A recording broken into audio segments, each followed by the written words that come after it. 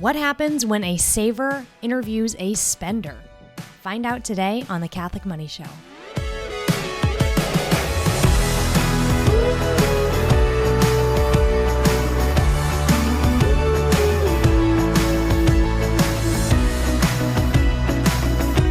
I am thrilled for this series that we're about to dive into. I bet you are.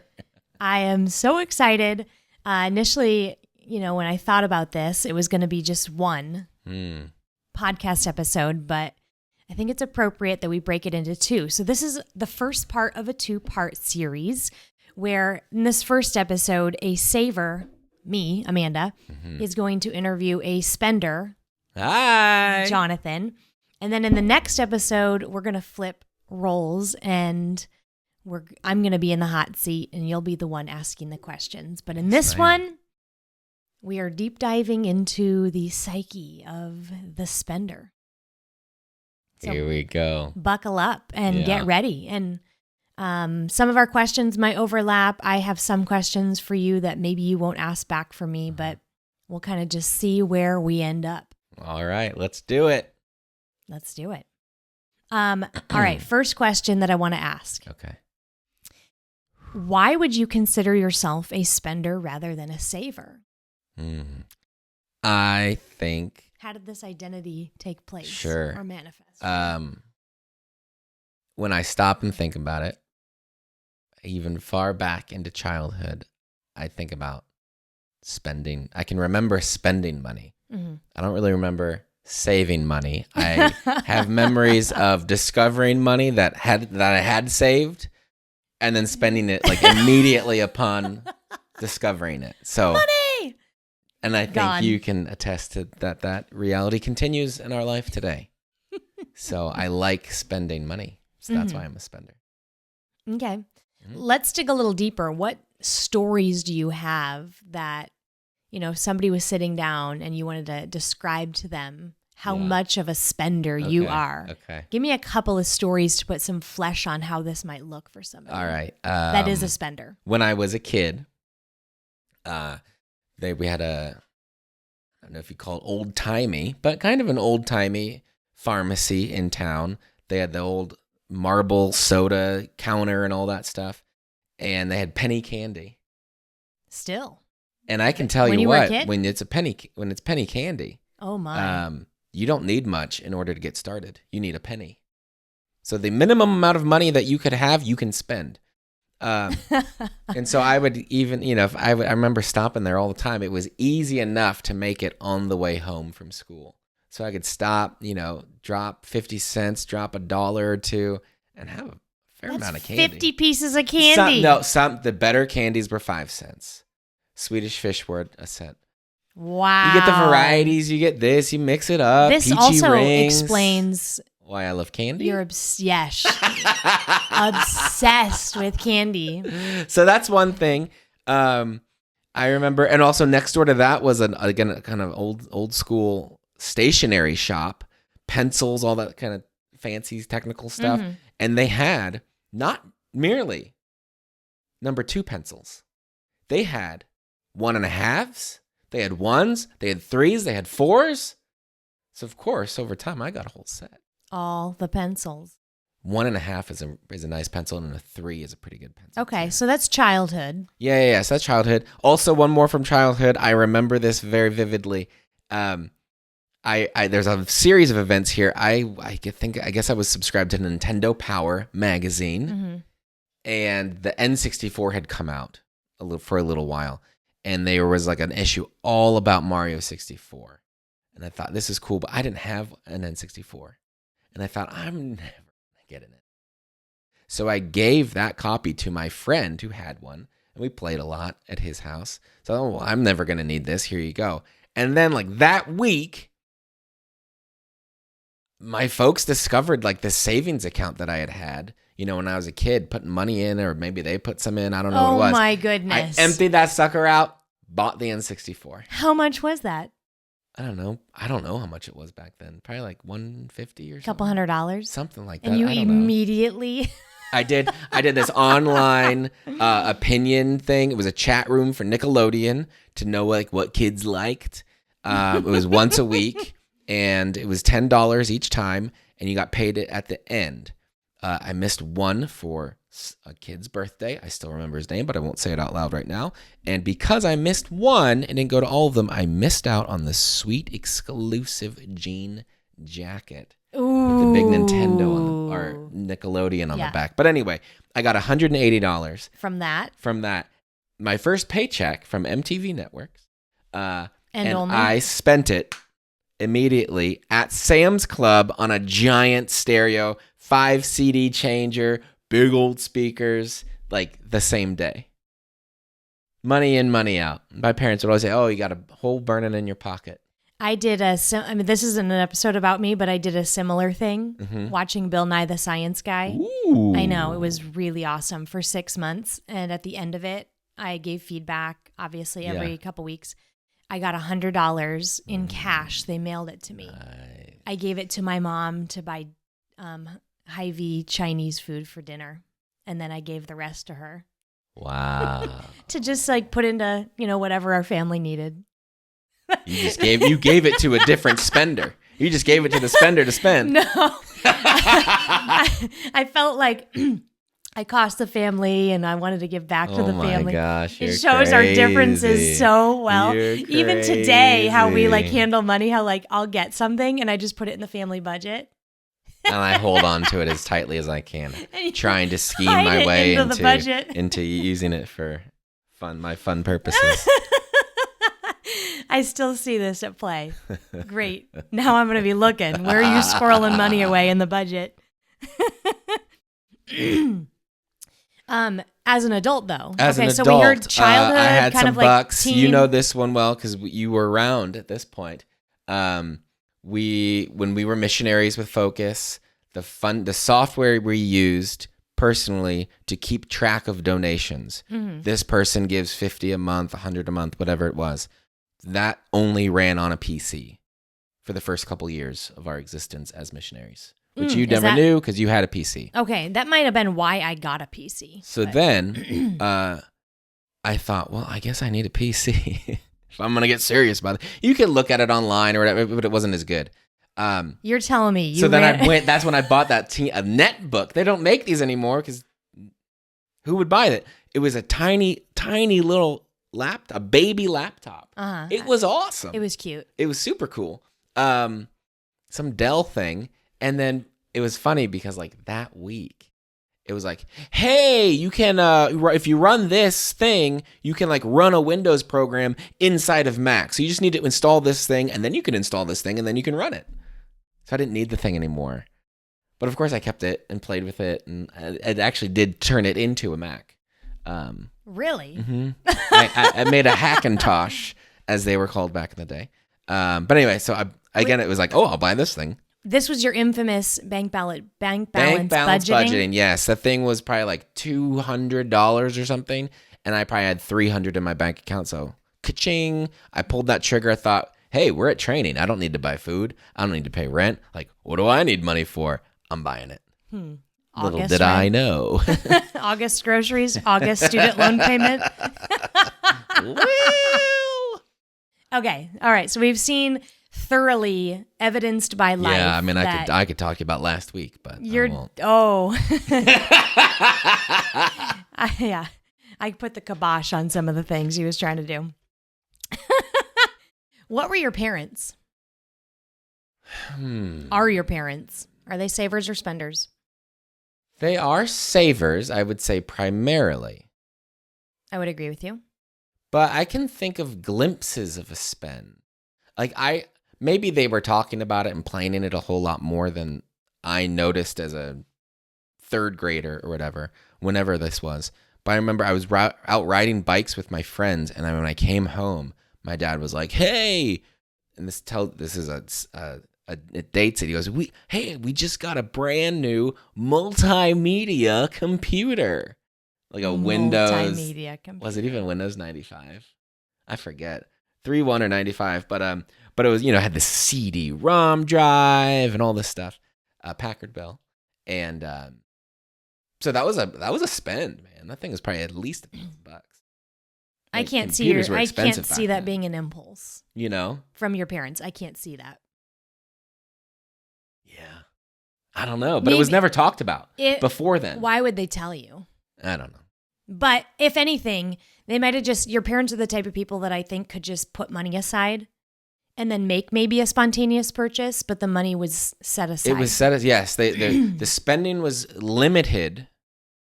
Yeah. Maybe with purpose, maybe without, I don't know. And then when an opportunity for the spending happened, they could then go into it. But it was only because the spending was held in check most of the time. Mm-hmm. And I see that still today with them. Like they have specific categories they're very savvy, where they will spend. But then other times they pull that trigger. Mm-hmm. Mm-hmm. Okay. How has learning how to manage money intentionally changed what being a spender looks like for you? I no longer bank balance budget. No. I regular budget, which also then means I know what I'm spending on. So before it was stressful, I guess. I didn't really know what was going to happen with the money, but now I know, oh, this is the money I have. I'm going to go spend that. You can't it's not as hurt crazy. anything. Yes, it's not as it's not risky to go spending like it used to be. Sure, I didn't know if I was wrecking myself or not. And sometimes it did. Would you say you now have the ability to save? You've learned that Yes, habit. I'm much more responsible with money. I know what's going on with it, and I understand my own personal concupiscence when it comes to money, and can, especially if needed, really need to buckle down. I can buckle down. Mm-hmm. When has choosing to save been fun? You put on your saver suit for a little bit, for a season. I'll tell you what, it's usually because then I can go, I'm saving up to spend it. I mean, isn't that most savings? Yeah, why are you saving if it's not going to be for something? What are we just building bigger barns here? That's not really the point of savings either. Yeah, I'd say that's definitely what makes it good. You can then go buy something with it. It can be tough though, man. It can be tough because I want to save up whatever it is, $100 of my fun money to get whatever. But while I'm doing that, that $20 thing looks pretty good. That $50 thing looks pretty good. So I might not always make it to where because I get kind of detoured along the way. Okay. When has choosing to save felt hard? Most always. Of the time. No, I'd say maybe one of the times in saving was hard was when we were building up our rainy day fund, our full rainy day fund, the 4 to 6 months, the first time. I know we were starting from zero, and we were continuing on shark mode, really tightening things up, getting as much to it, trying to get through as fast as possible. But of course, that for us, that came on right after doing that same thing to get out of the debt. Mm-hmm. So we're coming off, we're probably, a year and a half, maybe 2 years, I don't know. Of keeping things pretty tight. It's real tight. Fun money is, maybe $5 a month. We kept it lean. Yeah, things were real lean. We were sharks. And I remember one time. And it was kind of fun paying off debt, though. Oh, no, yeah. So you're getting the reward there. But now there's no reward. There's no list of people we owe money to getting smaller. There's no number getting down. There's you're just transferring money into the savings. There's not going to be a big celebration at the end. Mm-hmm. Like being debt free. And so I remember I was like, are we broke? I felt broke.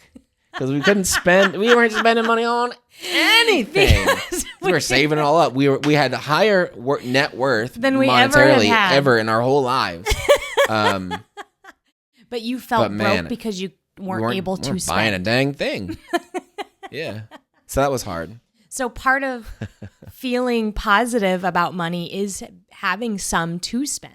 I would say not as it's not that clean. It is maybe flipped around that spending money seems to be a sign or a symptom of things going well with the finances.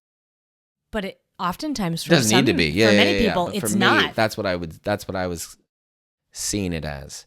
Okay. That, I guess, if things are good, then great, we've got some available to spend. But since we don't, I guess that means things aren't good. Although, yes, it could be certainly true that someone could just be spending like crazy.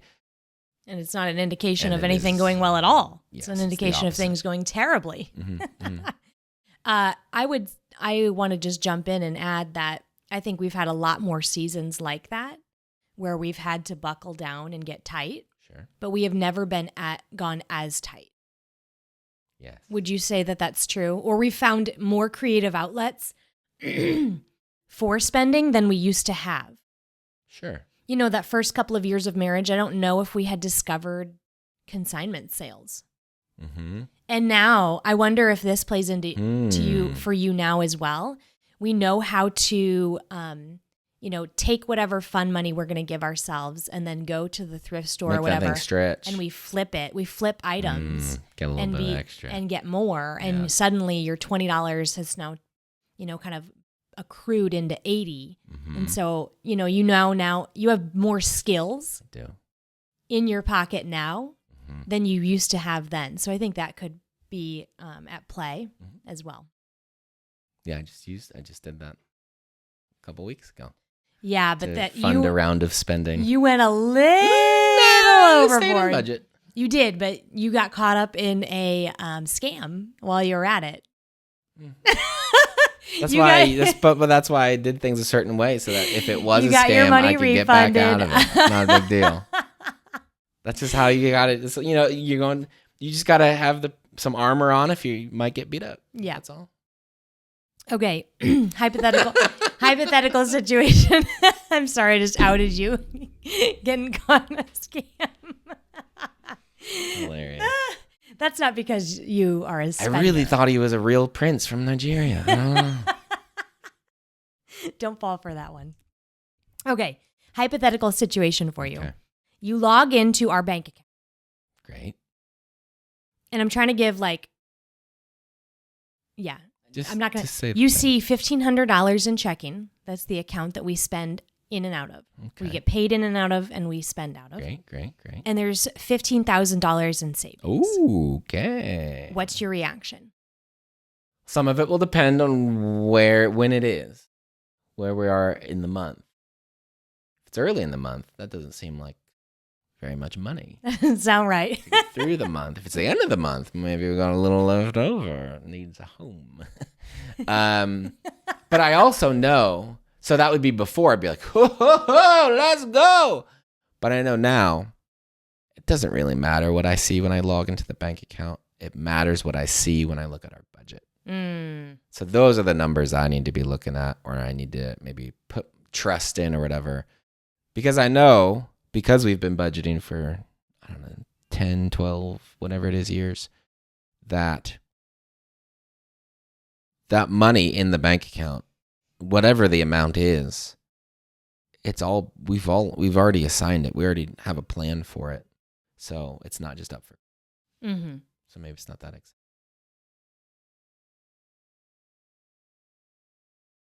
I've been domesticated. No, I'm giving a pause because I need to go take care of it. He's not very happy.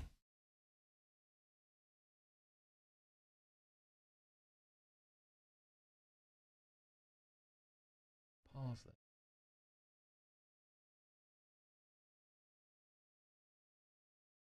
All right, we're going. Got it. Make sure to ask me this question. I will have a different reaction. That involves panic attack. Yes. Unless it's an intentionally chosen situation. All right. Here's another one. Let's tease out some differences between us. Okay. You get a check in the mail from a long-lost relative for $4,000. There we go. The assumption is that we don't need this. Okay? Oh, yeah, sure. Okay, let's just, because if you just need it, you have enough virtue to be like, well, great. it goes to groceries or the mortgage. Okay. You don't need it. What do you do next? Is it just my name or is your name on it too?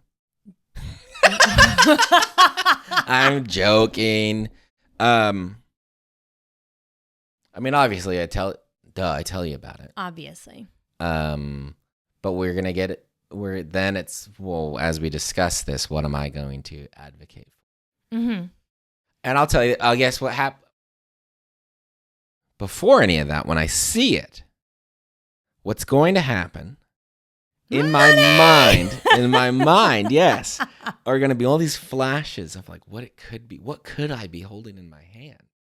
Right? Not just this check, but I could be holding, and I don't know what I would want, but it could be a moped. I knew exactly that's what you were going to say. It could be a big TV. It Even could be on a moped. whatever, it's different like things or a trip or whatever it could be. So that's what I would see. It's like, what are all the possibilities? I'm holding this check and it could be a million different things. Which one of those do we want to do? What scheme do I want to cook up to try to get different ones? So that's what would be happening, like, probably almost immediately when I open this envelope and see what's going on. All right. That would inform then, as we're discussing. Now, let's say I have decided, you know what? I don't care. We don't need this. This is yours. Oh my goodness. 1, knee-jerk reaction. What is it going to? 2, how long until it's gone? Wow, man. 3, how many hours a day are you spending researching the thing you're going to purchase? Well, that's hard to calculate because I've probably already been researching. Oh, and it's just I know. Been waiting in the dream vault until this magic check comes someday. I think so. $4,000.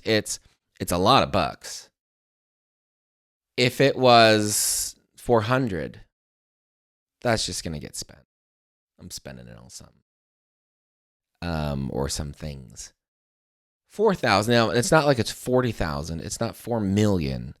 It's not like, oh, there's definitely a very responsible way to not screw this up. Level, or at least I think so. Just wait for my next question. Yeah. Oh boy. So at that level, I do think I would want to take a bite of it and put it somewhere. We have a 15-year anniversary coming up in 2.5 years. A little over 860 days. And I would maybe throw $1,000 at that. I don't know, maybe $2,000. I don't know. Make it cool, or make it just great. We're at the savings goal for that one. We can pull the trigger whenever we want. Can move on with, instead of putting whatever per month. Look away. at you thinking you're going to spend this on an experience. But listen to me. Look, you know what I just did though? Ooh, I freed up monthly cash flow. This might pay off bigger in the long run. So I would feel I should do that. So I will. Boy, I would be really, really interested in looking into a moped. I don't know how you wouldn't have one by the end of the weekend, to be honest. If it was straight up like, please, Jonathan, just spend this money. Yeah. Let's give context. You had a moped. I had a moped. I had Our it was first a year of free marriage. moped that I scored from the side of the road. In Vermont. Worked on it a little bit, got it running. It was an old guy. It was cool. 24 miles an hour max. It was awesome. Anyway, through moving you mistakenly and blah, blah, blah. did not empty the gas tank before putting it into a moving truck. Anyway, weren't able to keep it after. Yeah. So it was damaged, right, in the move. Wait, what happened? Am I forgetting what happened? All right, so the steering column was locked because I lost the keys, and I had locked it first. Now I could solve that with a hacksaw. That's not a big deal. I don't need that one. That's fine. I can get aroundable, or just drive it in a circle. Now you don't have to tell the story if you don't want to. The issue was, yes, we were very cramped for time. I think we were very new at being married because you left me in charge of packing up the apartment and moving out of it. I had to go do some you were out of leadership town. training. Yeah.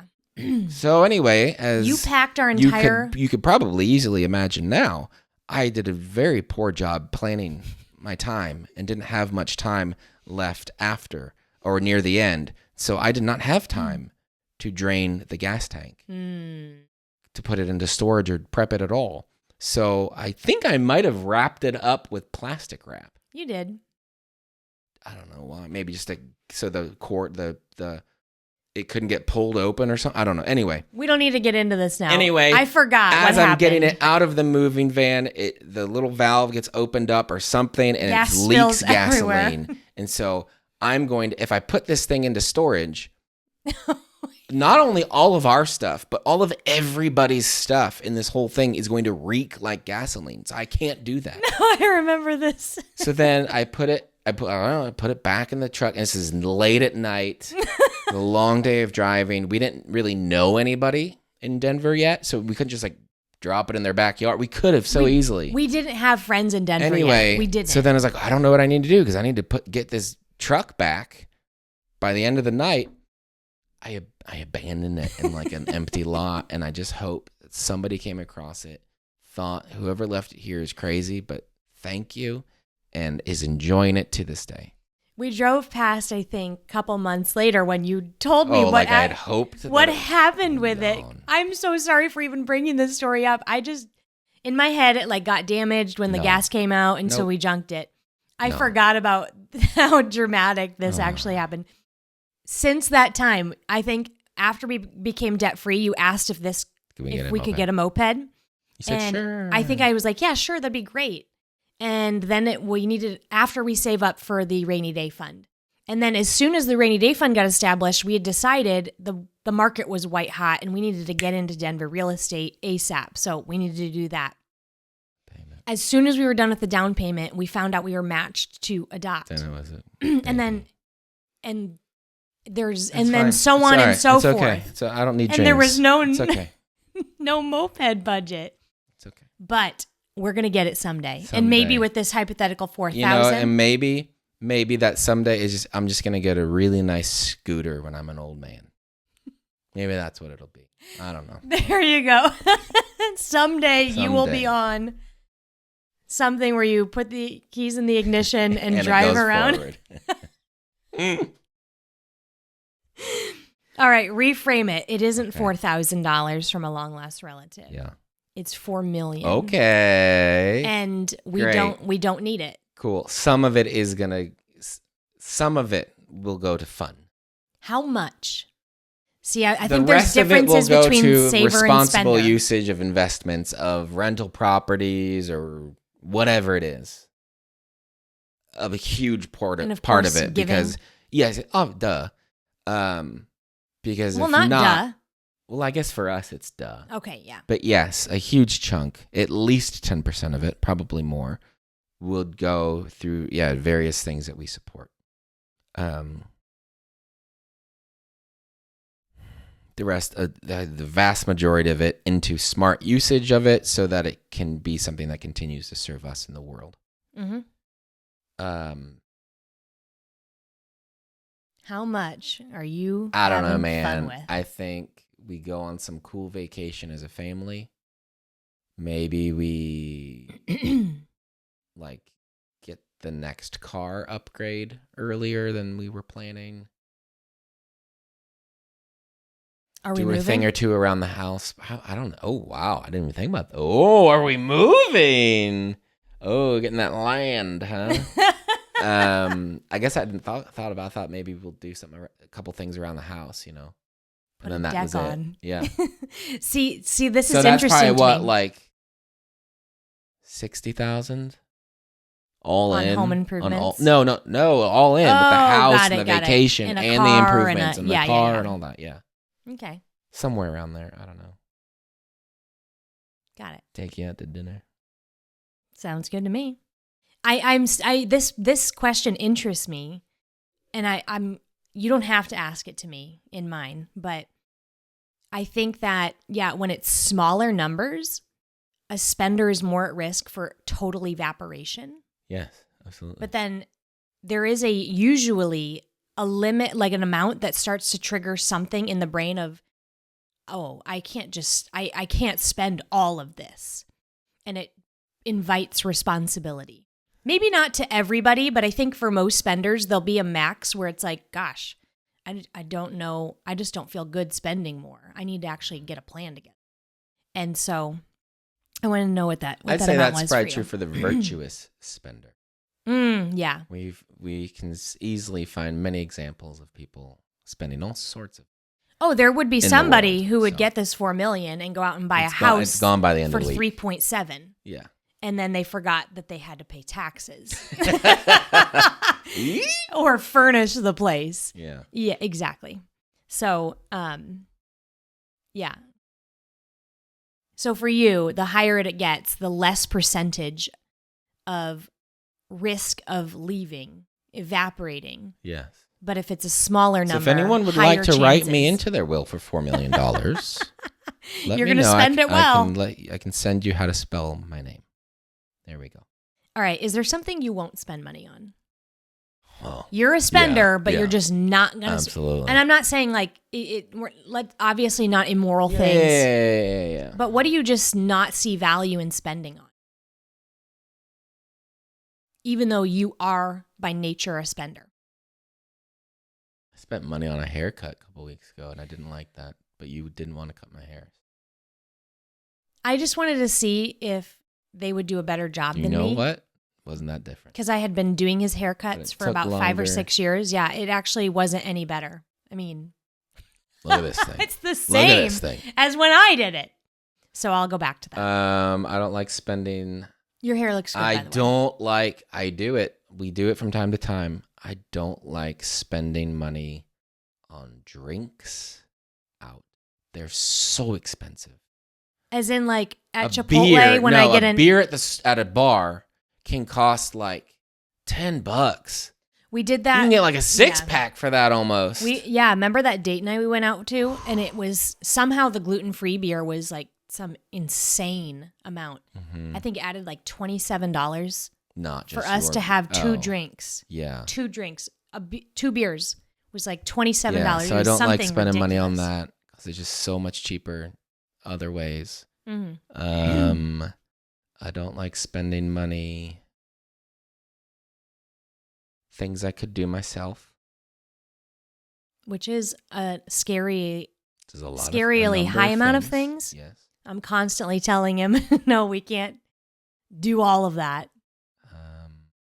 That's probably because you're a very skilled person. Those are the main things. Yeah. Okay. All right. Last question. Sorry about that. I'm losing my voice. What do you appreciate about being married to a saver? I still have money. Good one. Yeah, I mean, you make sure you think you do a lot of more thinking things through than I do. A lot of planning, making sure that there's saving or a savings plan in place to enable the spending, going on vacation or whatever it is. That's very handy. Even though I have learned a lot and I've come a long way and I understand it all,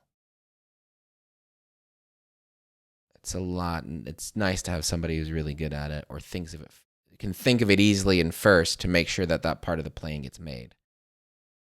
Because if it was just me on my own, even if I knew all the things that I know now, I wouldn't be as good at that. Got it.